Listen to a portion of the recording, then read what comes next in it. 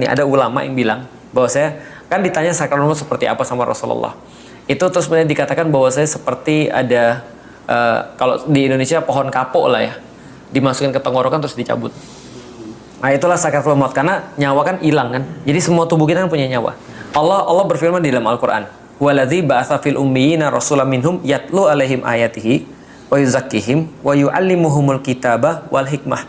Jadi ada 4 ilmu yang Allah turunin di situ. Pertama adalah ilmu untuk membaca ayat-ayat Allah atau menyadari Allah itu kekuasaan seperti apa, kebesaran seperti apa. Ilmu kedua adalah mensucikan diri, merasa rendah di hadapan Allah. Karena kalau antum sudah bisa mengesahkan Allah, kalau antum sudah bisa membesarkan Allah, tapi kalau antum masih merasa besar juga, itu nggak muncul syahadat. Jadi antum udah tahu Allah tuh maha, tapi antum juga merasa bahwa antum juga hebat juga, itu nggak muncul tuh mengesahkan Allah.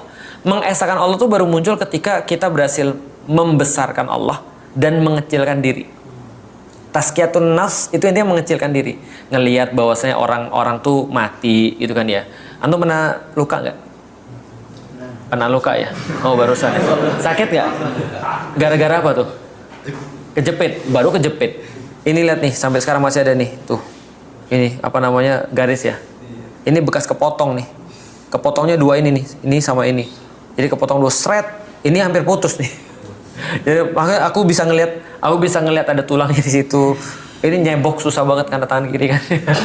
Jadi ini sampai sekarang masih ada. Itu pas aku sakit itu, aku kebayang banget yang aku jelasin tentang sakaratul maut. Jadi waktu itu Imam Syafi'i di dalam buku Ihya Ulumuddin itu berkata gini, ada ulama yang bilang bahwa saya kan ditanya sakaratul maut seperti apa sama Rasulullah.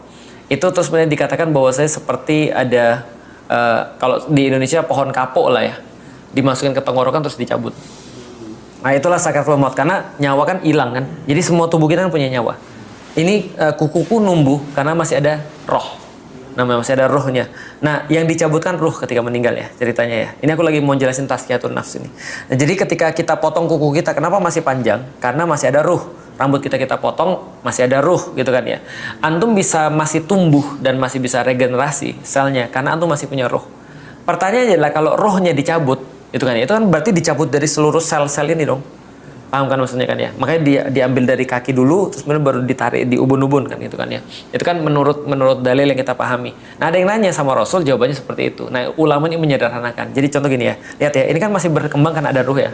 Andai kan tadi kena set putus misalnya, jatuh misalnya, jariku segini tes jatuh misalnya, itu tumbuh lagi nggak tuh? Dia jadi biru, lama-lama lembek, terus kemudian lama-lama busuk, terus kemudian mati. Artinya apa? Ruh segitu itu nggak ada